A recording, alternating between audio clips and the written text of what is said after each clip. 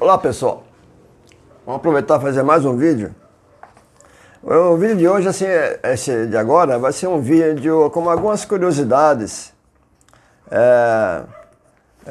com relação à viagem de Enoque, segundo o livro de Enoque, é claro, quando ele chega no paraíso, né, as imagens que ele vê, as cenas que ele vê, e uma coisa interessante é que ele vê, assim, por exemplo, árvores, né? Fala muito de árvores, fala de tipos de árvores, o tipo de odor que ele sentia, né? E eu vou aproveitar e mostrar uma obra. Tudo isso é título de curiosidade. Eu estou fazendo assim, mostrando algumas coisas que claro, se eu estiver vivo até lá, isso aqui fica como uma obrigação no futuro eu ampliar, trazer mais dados sobre essas temáticas, né? Essas curtas passagens que eu vou mostrar. E uma coisa interessante que eu vou mostrar também eu vou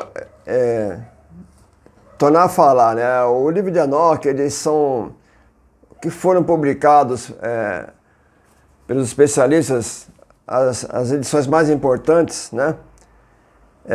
Não conta com o Brasil. O Brasil não tem nada praticamente. Assim, todas as edições que rolam por aí não são confiáveis. Eles não seguem um padrão acadêmico. Vocês podem observar que eles não trazem a fonte de onde foi traduzido. Se você comparar, se você tiver algum livro de teologia citando o livro de Enoque, como eu canso de mostrar aqui no canal, livros de teologia, quando o autor cita a passagem de Enoque, capítulo tal, versículo tal, confirma com os textos que talvez você possa ter em casa, alguma edição brasileira. Infelizmente não tem nada, né? É até chato falar assim, né? Então, o que acontece? Eu vou mostrar um trecho, ou sim, eu vou explicar melhor. O livro de Enoque, as traduções que foram publicadas pelo mundo, as importantes, cada especialista usou um manuscrito. E cada manuscrito tem suas particularidades, alguns têm problemas, coisas que não dá para entender bem, tal, falhas, né, corrupções no manuscrito. E o que acontece? Então, cada manuscrito tem a sua peculiaridade, né?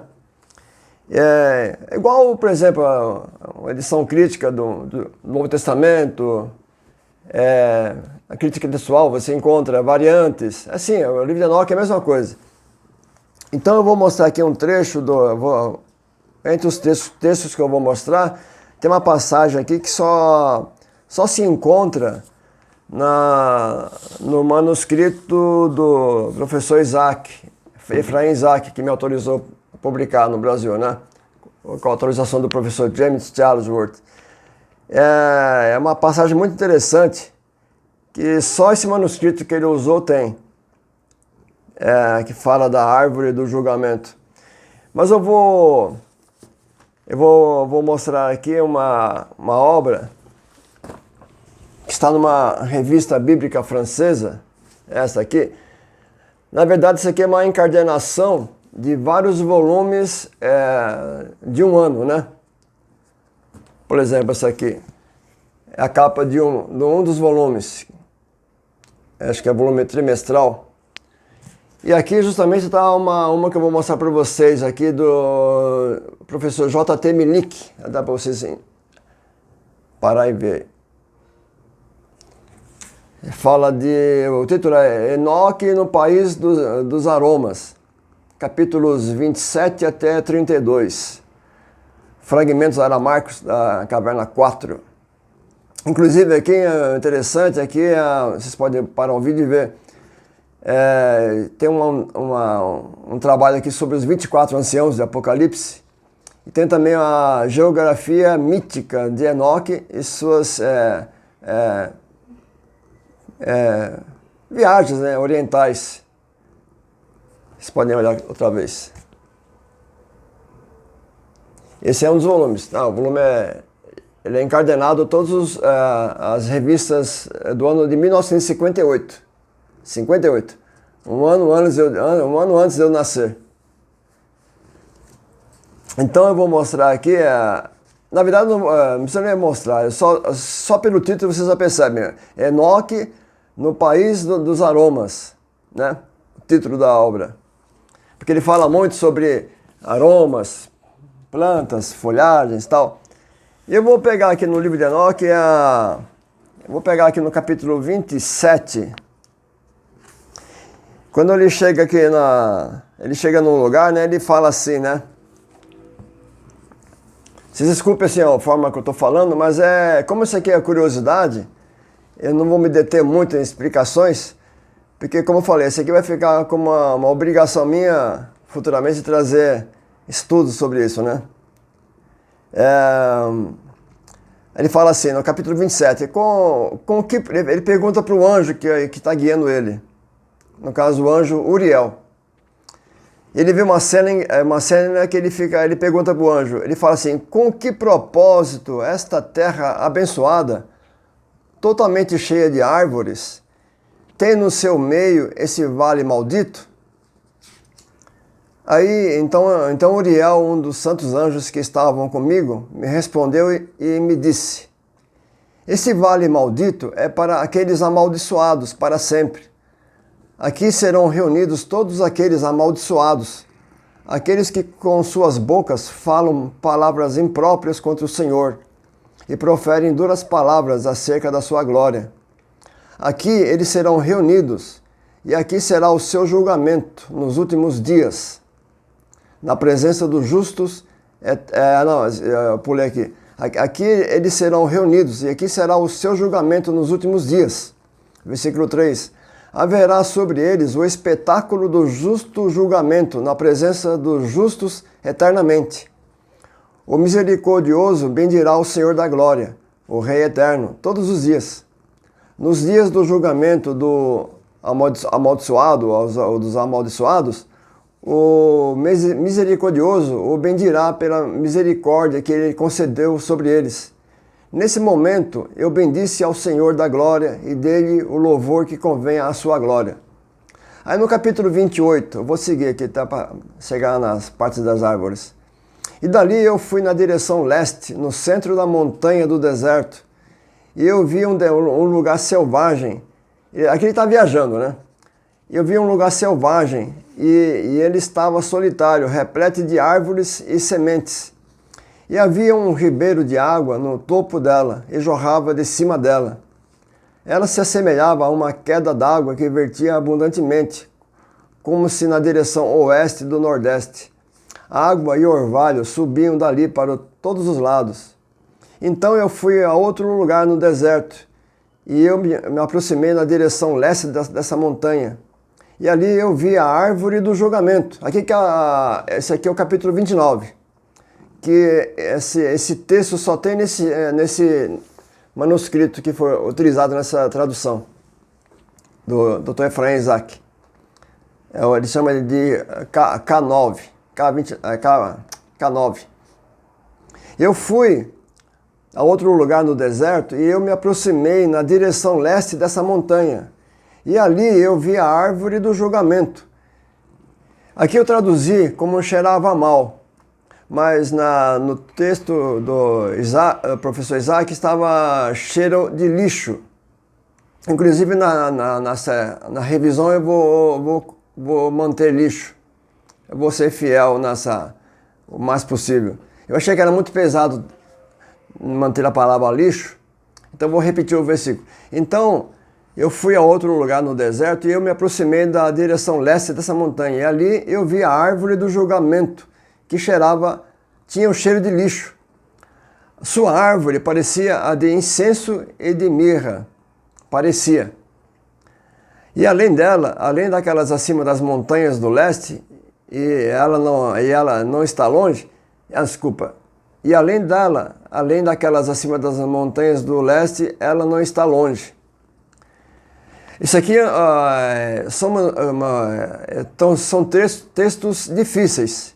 Inclusive naquele trabalho que eu mostrei ali da revista bíblica francesa, que eu acabei de mostrar para vocês, lá ele fala que esses trechos têm muitos problemas, né? De difícil compreensão, falhas nos manuscritos e tal. Então eu vou repetir aqui. E além dela, além daquelas acima das montanhas do leste, ela não está longe. Aqui tem muita nota em rodapé para explicando, então a pessoa tem que prestar atenção. E eu vi um lugar que é um vale de águas que é sem fim.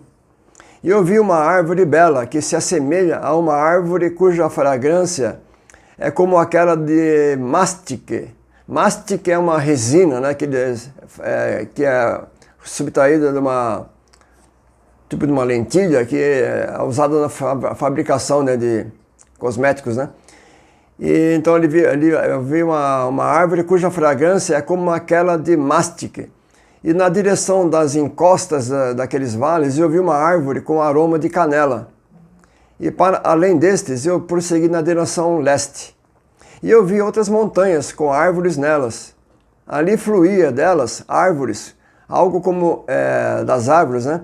Algo como néctar, chamado sarara e gálbano. São palavras estranhas, né? E sobre essas montanhas eu vi ainda uma outra montanha, e nela havia árvores de aloé. E a floresta toda cheia de árvores, com amendoeiras robustas. E quando alguém colhe o fruto, ela exala o mais agradável odor. E depois, sentindo esse odor perfumado, enquanto eu olhava na direção nordeste sobre as montanhas, eu vi 7 montanhas cheias de excelente nardo, árvores aromáticas, árvores de canela e pimenta. Dali eu fui até os cumes das montanhas, distantes na direção leste da terra. E então passei sobre o mar Eritreu, e me distanciei dele, e passei sobre a cabeça do anjo Zutuel. E eu cheguei ao Jardim da Justiça. Eu vi ali, além daquelas árvores, muitas outras grandes crescendo ali, seu doce aroma, grandes, com muita elegância e gloriosas. E a árvore da sabedoria, da qual quem come recebe grande sabedoria, estava entre elas. E ela se parecia tal como as cores de alfarrobeira, seu fruto como belos cachos de uvas, e o aroma dessa árvore viaja e alcança longe, ou vai longe, né? Mas aqui o texto ele alcança. E eu disse: esta árvore é bela, e sua aparência é bela e agradável. Então o santo anjo Rafael, que estava comigo, me respondeu e disse: esta mesma coisa é a árvore da sabedoria, da qual teu velho pai e tua mãe idosa, eles que são teus precursores, comeram e vieram a adquirir sabedoria. E, consequentemente, seus olhos foram abertos e eles perceberam que estavam nus, e assim foram expulsos do jardim. Claramente falando de Adão e Eva. Então, vocês perceberam que fala muito de tipos de árvores, cheiros, aromas, né? E eu vou mostrar aqui uma obra também interessante, tudo a título de curiosidade. Essa obra foi publicada em alemão, são 4 volumes, de Flora der Juden, a Flora dos Judeus, né? O Immanuel Lohr. São 4 volumes. Então aqui, muitos desses nomes, dessas árvores, né? Então ele traz uma explicação, muito interessante. Claro que você não vai dar para entender claramente, eu não peguei aqui um texto exato, né? Então isso é tudo aqui a título de curiosidade, né? Que eu estou mostrando para vocês. Vocês perceberam, né, que toda a narrativa que ele vem falando, aí chega na árvore do conhecimento praticamente, né? Quantos detalhes que ele traz. Claro, e o autor, J.T. Milik, ele nesse trabalho que ele fez, ele fala que é um texto difícil, são fragmentos que foram encontrados, né? Na verdade, ele encontrou muitos fragmentos aramaicos E com esses fragmentos eles vão trabalhando e ajudam nas as futuras traduções. E os pesquisadores, no caso do Efraim Isaac, dessa obra, quem lê e quem vier a ler na próxima edição, vocês vão ver que tem muitas notas de rodapé. Muita nota de rodapé. E o interessante do professor Isaac, até achei estranho no início, mas ele deixa o texto com as falhas que se resolve na nota de rodapé. Muitos autores, eles consertam o texto, deixam a nota em rodapé dizendo que o erro que estaria no texto, a falha, né? E então o professor Isaac, ele mantém o texto com as corrupções, textos, né? E ele, então, às vezes a pessoa está lendo essa obra e fala, mano, aqui tá errado, aqui tem erro de português, mas não, tem que prestar atenção na nota em rodapé. Então eu aproveitei esse gancho, trouxe essa curiosidade e já fica uma dica, né, para futuramente quando for publicar outra vez essa obra, prestar muita atenção nas notas de rodapé. Então, pessoal, fica por aqui.